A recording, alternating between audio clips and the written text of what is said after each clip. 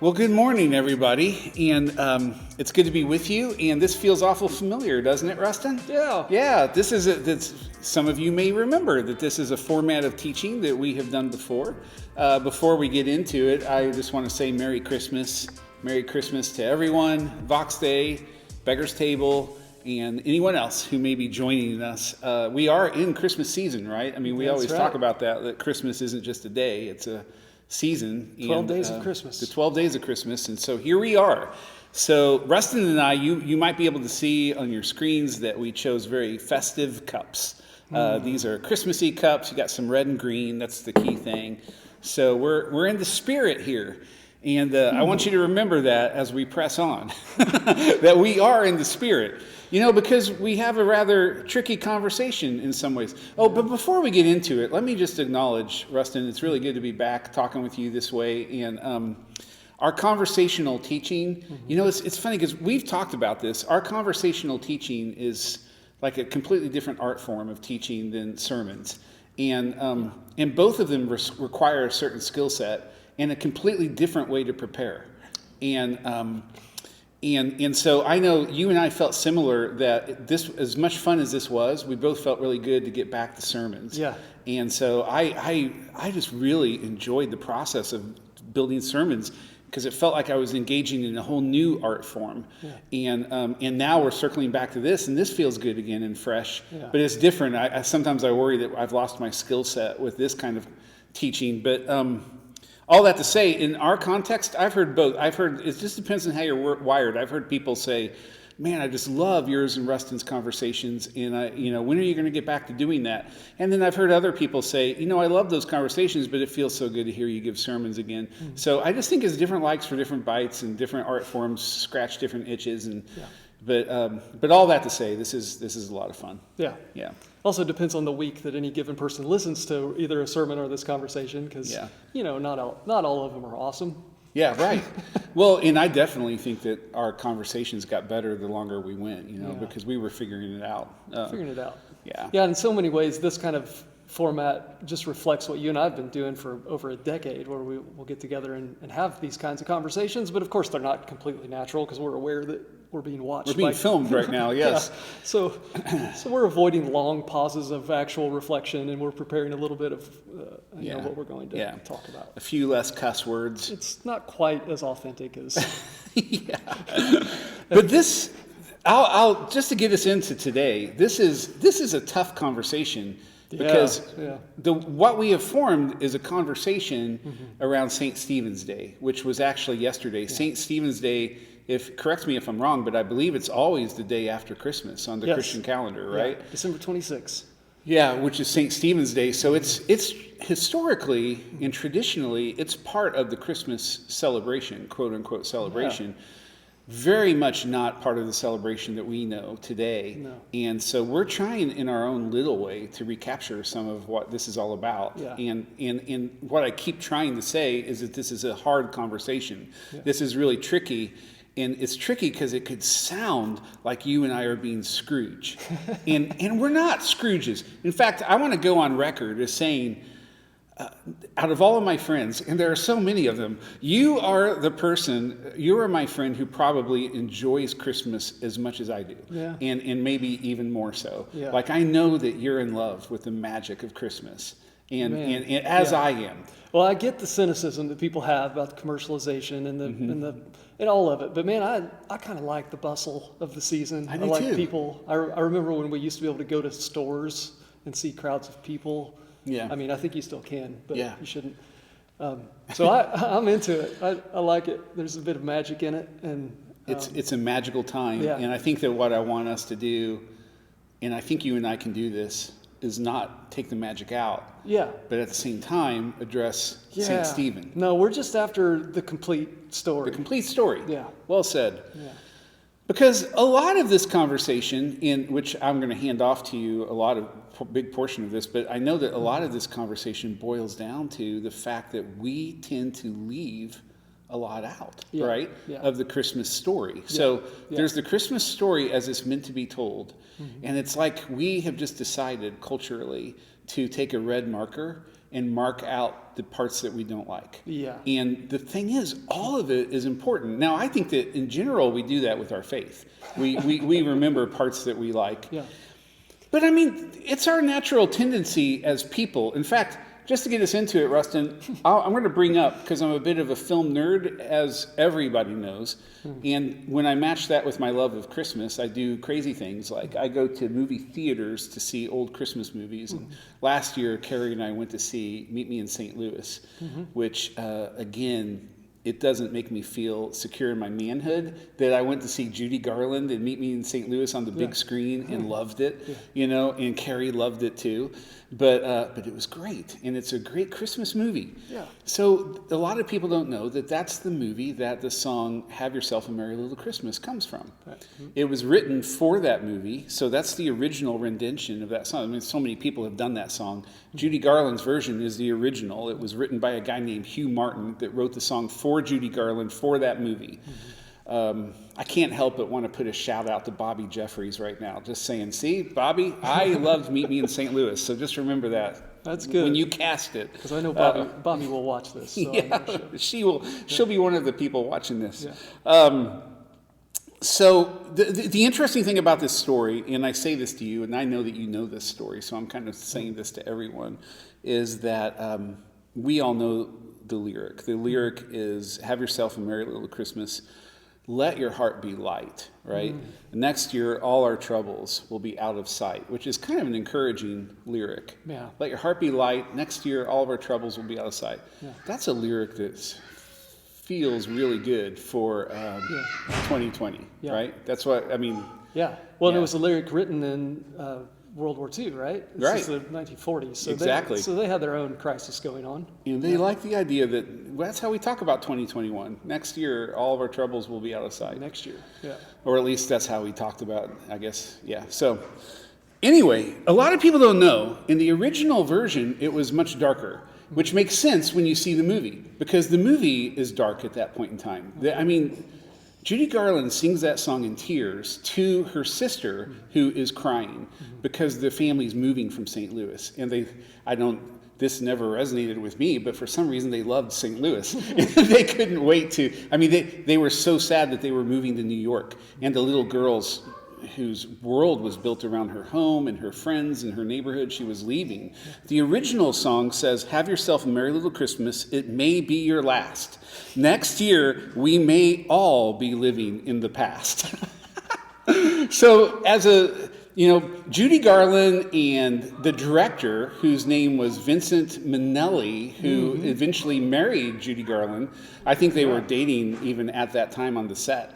But they heard that lyric and they were like, "We can't sing that. That's too much of a downer." So they changed it. That's a long story, and I apologize. That's just a long Christmas story to illustrate that we don't like dark, especially around Christmas. If we're selling Christmas, if we're marketing Christmas, or we're just trying to live into Christmas, we don't like darkness, and we take a red marker and we change it. Yeah. So it feels like I just told a long story just to make a simple point that we change Christmas. We don't like to tell the whole story. We don't tell it. There's something about, I mean, isn't that what marketing is, though? It's talking up the shiny side of things. And of course, we're in the business of telling the whole truth, or we're supposed to be. So leaving out that is what you mentioned, the sweetening of the whole story for the sake of consumption. And that's been going on longer than that, as you know, because even some of our most cherished Christmas songs kind of sweeten the biblical record of what's going on. You think of songs like Silent Night, you know. This is really hard for me because I love Silent Night. Nobody loves those songs more than I do. You love them too. And they do tell the truth. We're not going to quit singing them. No. I'm not. No. Yeah. They're beautiful. They tell a part of the story that is magical and needs to be told. But then you have other songs. I wrote down a couple, and they're the years they were written, which I think are also interesting. Silent Night comes from the early 1800s, but you have songs like "Away in a Manger." That's like one of the earliest ones you've seen. Which I don't mind church. not singing personally, but yeah. Written in 1885. You know, the stars in the sky look down where he lay. It's the animals gathered around. It's perfect kids' introduction to the Christmas season. Great for that. "O Little Town of Bethlehem," that's one of my favorites. What do you think of that? You know what? I would have to stop and think of the lyrics. Like Yeah. a little town of Bethlehem, how still, isn't it? How still we see thee lie. That's the one. Yeah. So again, these songs are all That's very the one peaceful. with the great line, the deep and dreamless sleep. Oh yeah. Right? Right. I like it because it has a little chromatic move in the melody, and it kind of stands out among Christmas songs. I kind of dig it. And it's you go. got its kind of minor and, like my personality. Yeah. Minor. I can see that now. Yeah. So, but that song also written in 1868. Remember what was going on in the 1860s? Yeah. So America? that would have been a crisis in our country for sure. Yeah, another wartime. Another war. Yeah. And so another move toward something a little sweeter, maybe away from the darker elements. A need to forget the dark past. Of Christmas. So maybe a move away again from St. Stephen's Day, which is the story of the first martyr of the church, Stephen. Yeah, and before we get into Stephen, I just want to say I feel like everything took a right turn at some point in time in history where Christmas, as wonderful as Christmas is, it became about children. Like it's like we're going to take Christmas and we're going to make it about children. And it's probably not a coincidence that it may have taken place at the same time of Civil War era America. I don't know, but it seems like there's a danger whenever our faith becomes about our kids and targeted to just kids. Yeah. And then our faith becomes very kid-centric and it loses traction for adults who are trying to take life seriously. Yeah. The problem is you grow up in the world and the faith that you were handed as a kid, if it doesn't grow up with you, then you just tend to dismiss it. Sometimes not even you're not even aware of it. Right. And you might also not be aware of that you insist subconsciously that church remain a place where the kid in you is fed. Wow. I have to be adult out there, but in here, you better treat me like a kid again. Yeah. Right. Yeah. I don't know what you're talking about. I don't know. I know. I've just heard that takes place. Yeah. Yeah. But I think all that, and again, we're talking about St. Stephen's Day, this dark turn that comes the day after Christmas in the traditional church calendar is an invitation back into what the Bible really says about what's really going on at Christmas time. Of course, it's a baby in a manger and the stars and the animals and all that has its place, and it's great pedagogy, for children, and it's great comfort even as an adult. But if you look at what's at stake, I think my favorite Christmas passage of all is in Revelation, which describes a different kind of thing than you get in the lyrics of O Little Town of Bethlehem. Revelation 12. Can I read it? Yeah. Okay. And I'll just highlight what you just said. We don't typically think of this as a Christmas passage, but let's offer this as a Christmas passage. Deeply Christmas passage. Here's your Christmas family, gather around. Yeah. Get your eggnog. All right, now read the passage. It goes like this, kids. It goes like this, kids. A great sign appeared in heaven, a woman clothed in the sun, with the moon under her feet, and a crown of 12 stars on her head. She was pregnant and cried out in pain as she was about to give birth.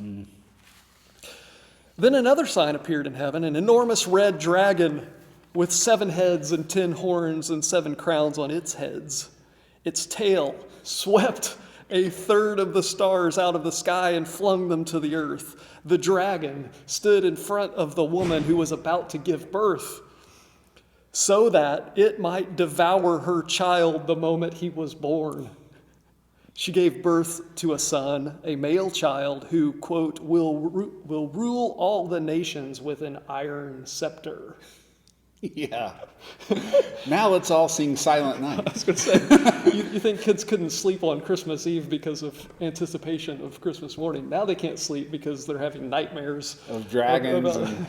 It's not dragons exactly 'twas the night before Christmas. Yeah. So the deal is, this is in John's imagination, of course, in Revelation, but it just gives you a sense of what it was for earlier Christians to celebrate Christmas. Like, what is in their imagination about what is at stake in the world? And it's not simply the nostalgia that we maybe associate with Christmas, but for them, it's like it was existential. The reality was being shaken, and there was this great war going on in the unseen places about what was happening and the meaning of a baby being born and to great opposition. That's a different Christmas story. Yeah. Yeah. Yeah. It's, I got to be honest with you, it's fun in its own way. It's kind of But Lord of the Rings. It's Lord of the Rings-ish. I kind of like it. It's again, emphasizing that we're not being Scrooge. Yeah. But it's ramping up the stakes. Yeah. What's at stake here? Yeah. Yeah. So that takes root in the church, and way back before any of us came around, things like St. Stephen's Day kept that kind of story alive. The sober ideas of what it means to be a Christian and to give up your life and the cost of discipleship was always paired with the celebration of the incarnation of God at Christmas time. There's a great old Christmas hymn that we probably don't sing. I know it probably from piano books as I was a kid, called Good King Wenceslas. You ever heard of that one? Yes. Okay, so let me read you these lyrics. Good King Wenceslas looked out on the feast of Stephen. I sang that when I was a kid. I had no idea what he was talking about. But it's the day after Christmas. It's calendar day. So he looks out on the feast of Stephen. When the snow lay round about, deep and crisp and even. That's a good rhyme. And it's loosely about the legend of Wenceslas I. He was a duke in Bohemia or some place, and he was a saint. And the hymn tells the story of a servant of this king or duke who goes out on St. Stephen's Day to feed the poor. So these are, taking the leftovers of the great feast of Christmas out and making sure that nobody's in need. And as the servant follows in the footsteps of this saintly king, he is strangely warmed and attributes that to the goodness of this king. And so the hymn ends like this. It says, "Therefore, Christian men, be sure, wealth or rank possessing, ye who now will bless the poor, shall yourselves find blessing." So it becomes kind of this morality tale that honors this king who, on the feast of Stephen, remembered the poor. And of course, why do you remember the poor on St. Stephen's Day? Is because Stephen himself was a deacon of the church and the first who was martyred in the book of Acts in chapter 6. It says, in fact, in Acts 6:8, Stephen, a man full of God's grace and power, performed great wonders and signs among the people. And he did that, and then he's accused of being a Christian, and he gives one of the great sermons in Scripture in Acts 6. And then he is brutally and publicly murdered. Merry Christmas. Yeah. It circles us back to this idea of Jesus being profoundly associated with poverty. Yeah. And again, that's the side of Jesus that we just don't want to think about. Yeah. And so of course it makes sense that we have masked this out and this whole day out of the Christmas celebration. Yeah. And I think it's interesting too, because isn't there, like the different days that we observe during the Christmas season usually help tell the Christmas story. Yeah. So even, correct me if I'm wrong, but there's a day coming up where we celebrate, again, for lack of a better word, the slaughter of the innocents, Yeah, right? that's right. The Feast of the Holy Innocents, to clean it up a little bit. Okay. It's, named after an event called the Slaughter of the Innocents. The slaughter of innocent children. Yep. By King Herod's orders. Yeah, that's right. When Jesus is born, because he's threatened. And Yeah. So anyway, there's another holy day coming up to remember that. It's on the 28th, I think. So it's, you talk about, here's our Christmas season, the 12 days of Christmas. I mean, we start with remembering Stephen, and we start with, and then we go on into the slaughter of the innocents. But the interesting thing to me about St. Stephen's Day is it's the one day that is not really part of the Christmas story. Yeah. The rest of them we can be in the book of Matthew and find, Right. or Luke, but Stephen we go to Acts. Yeah. And it's like, why is that there? And it just makes me think, I actually don't have any record of this or knowledge of this, but it makes me imagine that the people that were putting the Christian calendar together intentionally took St. Stephen's martyrdom and placed it the day after Christmas to teach us a lesson, to get us focused on what we ought to be focused on. And if anything else, like the song says, on poverty and want and need, because this is who Jesus identified with. Yeah. I guess it's the idea of what it is to truly receive the gift of life on Christmas. Yeah. And everything that means should have the natural effect, if rightly received, of overflowing our lives.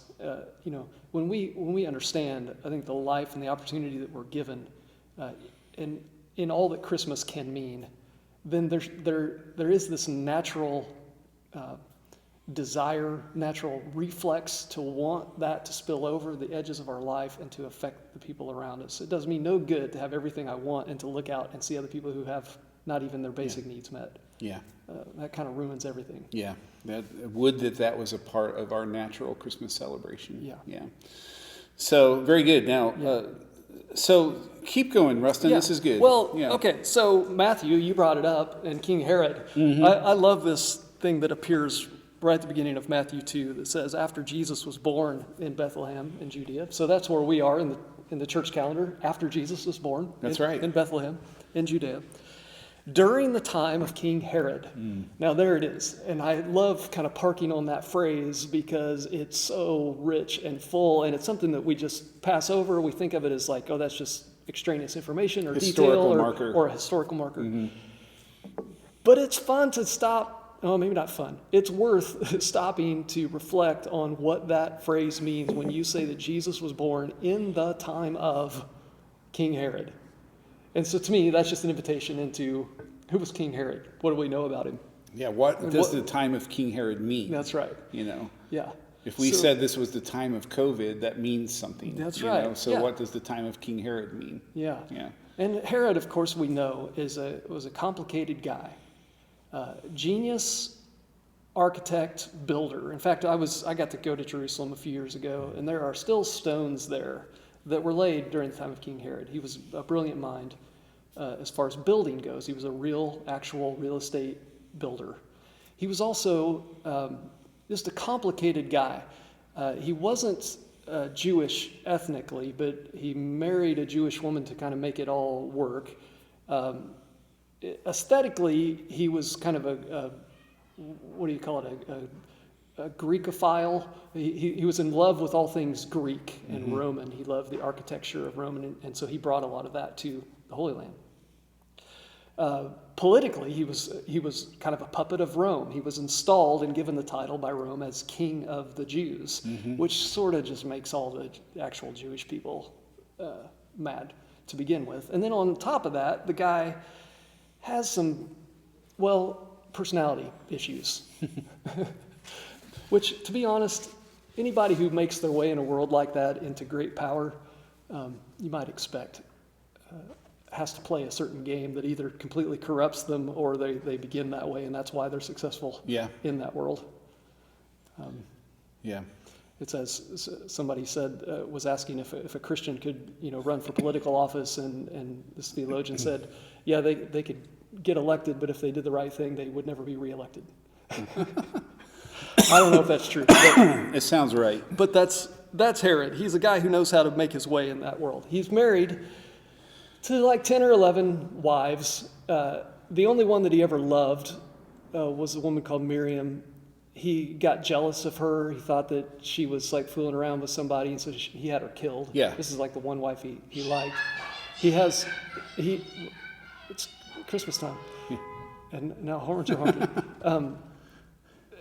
And the two sons that he has by her, he has them put to death. Yeah, right. Right?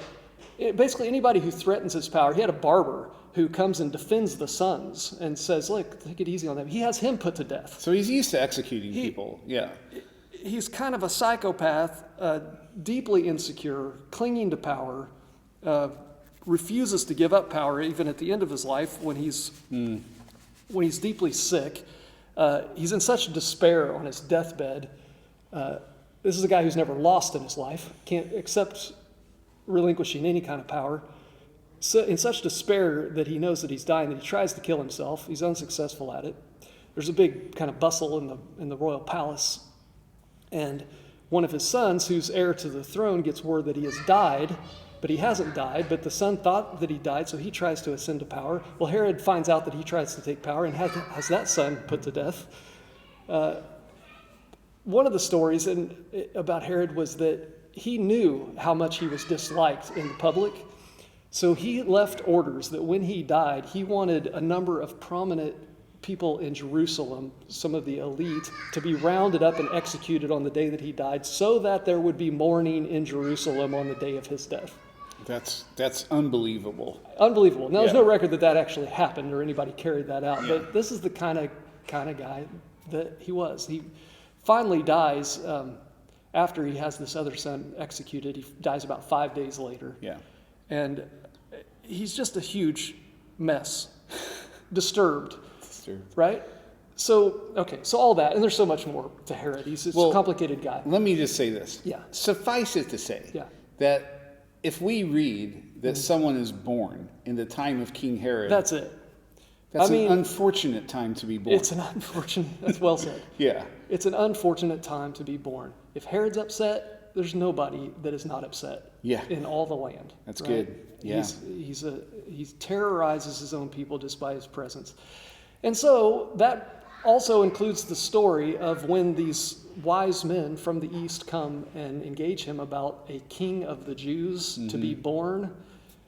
He freaks out and goes to Bethlehem, or sends word to Bethlehem, for all male children under the age of 2 to be put to death. And that's what was called the slaughter of the innocents, celebrated now as the Feast of the Holy Innocents, which in some ways the early church thought of those as the first martyrs of Christianity, the children that were killed Right. because of the threat of Jesus to the power of Herod. Yeah.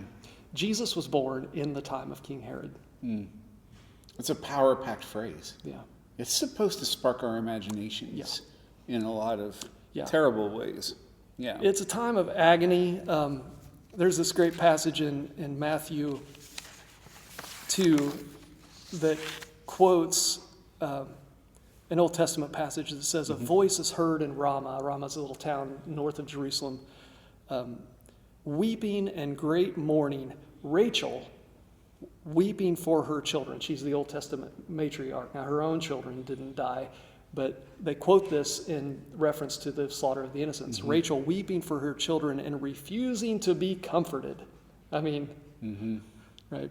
Because they are no more. I mean, it's just this picture of a person in such grief that they will not even accept comfort. I refuse to be comforted. And of course, that came to refer to, in the Old Testament, the time of Babylonian captivity, when there was a main thoroughfare that went by Bethlehem and Jerusalem and Ramah, where they marched off people like Ezekiel and the best and brightest and elite of Israel, of Judah, and into captivity. And although Rachel's own children didn't die, kind of her descendants were being led off into captivity. And so that's the image that's evoked here in the Christmas story of Rachel, again, weeping for her descendants who are suffering in the time of King Herod. Yeah. I like that you referenced this as the Christmas story, because again, people listening to this are not going to be thinking this is the Christmas story. No. But this is the Christmas story. This is not all of the Christmas story, but it's a part of it. Yeah. And it's not calm. No. It's not bright. It's not peaceful.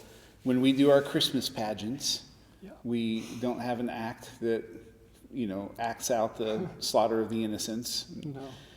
Now, and I understand there's probably great reasons why we don't do that, but it does. The question that I want everyone to hold before their mind during this conversation, and what I'm trying to hold before my mind, is always the question, why is this always left out? Why do we leave this out? And the answer might be obvious. We don't like to think about it. Yeah. We don't like to think about violence. And maybe the question that goes with that is, what is lost by leaving it out? That's a better question. Yeah, what's lost by leaving it out? And immediately what comes to mind is that this was a time in history for those people that their whole culture was a culture of agony.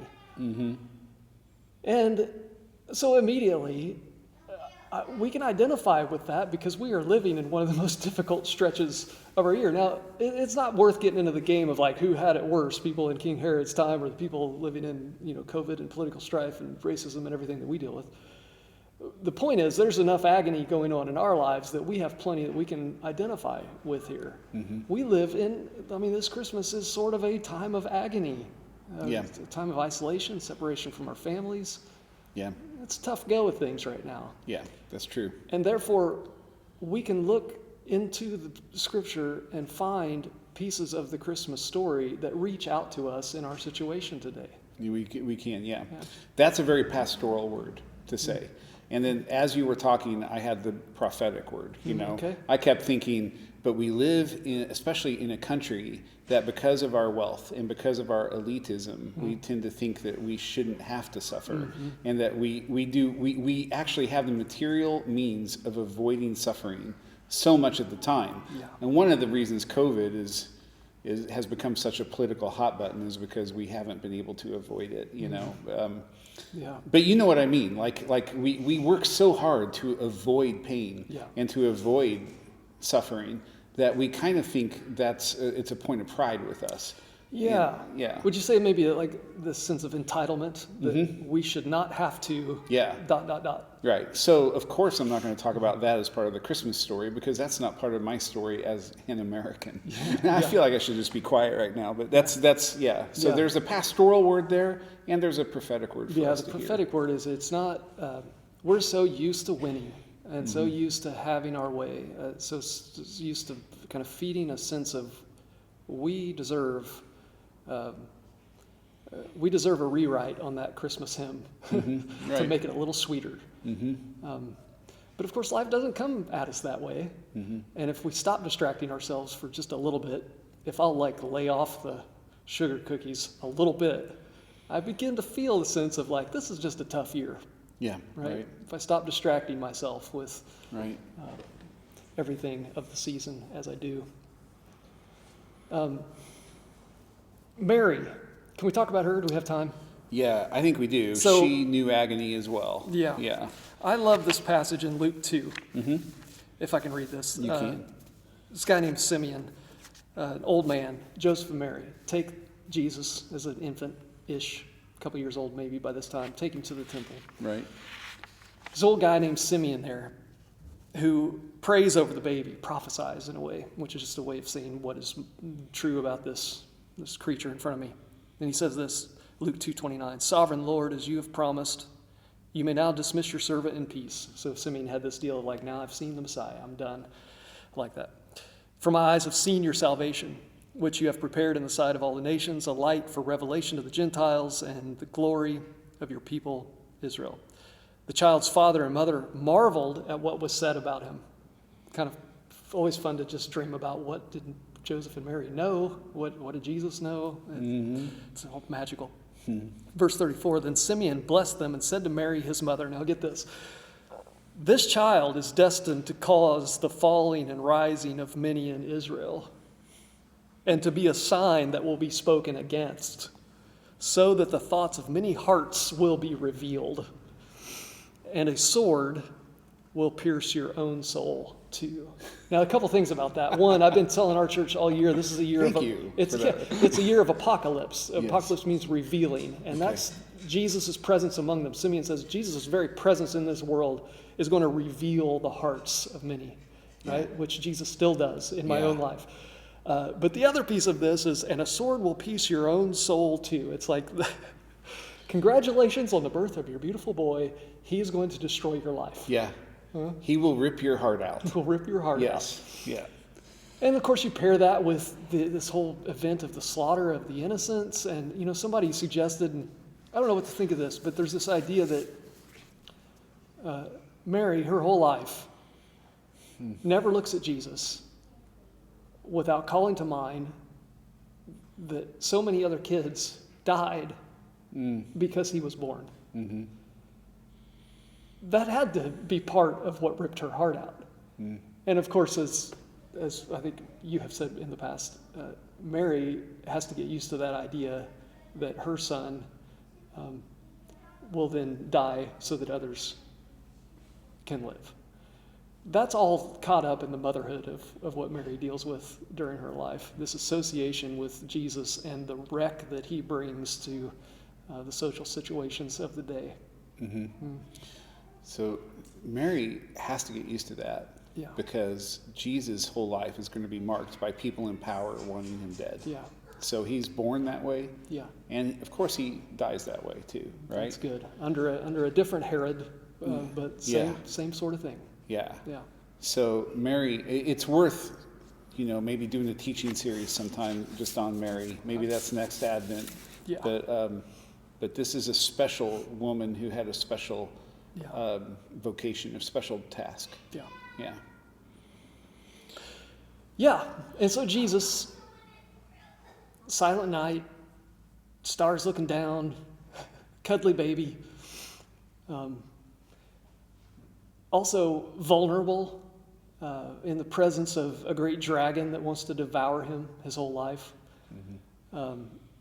Lives in poverty, spends time as a refugee, then as a common laborer, then family strife with his own family, redefining what a family is, opposition from people in power, as you said, his whole life, and Yeah. then finally destroyed by it on the cross. Yeah.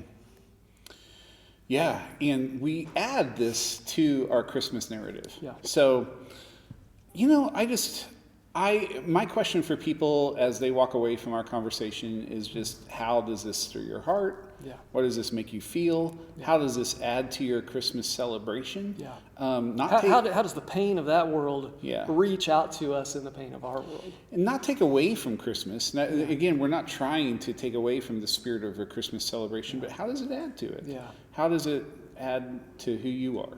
And yeah. Yeah, and part of the comfort of having the courage to look at the whole picture with open eyes is that we get to know something, not only of what Jesus knew and what Mary knew, but of what Stephen knew. Mm-hmm. Stephen, who, as he's speaking on the day that he's stoned to death, has a vision. And he looks and he sees heaven open up, and he sees Jesus. And so even in the recognition of that brutal violence and martyrdom is a recognition that of what Stephen proclaims to us on St. Stephen's Day, is that, and the innocents proclaimed to us on the 28th, and the holy innocents, is that death in the Christian story is not death. Or as N.T. Wright says, death does not get the last word. Mm-hmm. So by looking at it, we aren't being morbid or dark. We are being sober, but we're also being deeply hopeful, because the Christmas story ends up being a story about life triumphing over death. Right. Very good. Well, Rustin, you did a great job of taking us through a very tricky conversation when we're all high on eggnog. So, way to go. Yeah. That's good. I feel really blessed to be able to talk through St. Yeah. Stephen with you. Yeah. So thank you for that. And I want to be sure to tell everyone that we will be back and having a conversation next week too. We're going to wrap up our Advent series next Sunday, talking about the fourth practice of beginning again. So that will be something that we can all look forward to, and I'm certainly looking forward to it. Indeed, me too. Thanks, John. All right. Thanks, Rustin. All right.